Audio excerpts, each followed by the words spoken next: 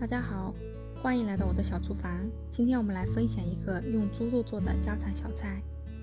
首先把猪肉切成这样的条状，不需要切得很细，但也别太粗了，这样比较容易入味。把切好的猪肉放在一个比较大一点的碗里，再往里面放入一点盐、胡椒粉和面粉，用手把它们搅拌均匀。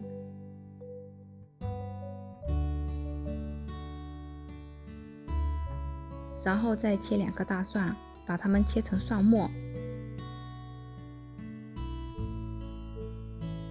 之后再来用番茄汁调一个酱汁，这种番茄汁超市里都有卖的，往里面加入一些糖、盐，还有一点醋来调味。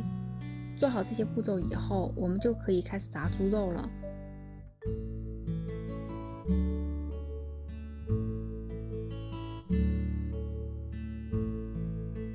不用炸到很脆，像这个样子就可以了。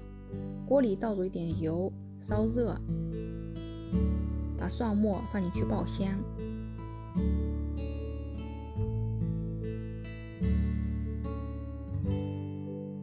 再把炸好的肉放进去一起炒。炒匀之后，直接把之前调好的酱汁倒进去。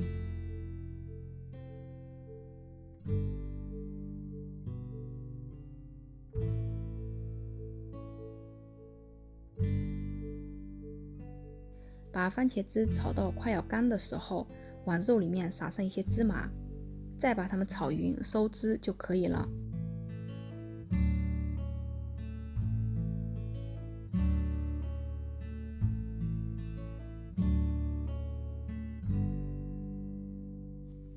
这个菜无论是冷着吃还是热着吃都很下饭，所以大可以多做一点。如果吃不完的话，明天还可以继续吃，味道照样好。好了，今天就到这里了，谢谢你们的观看，我们下期再见。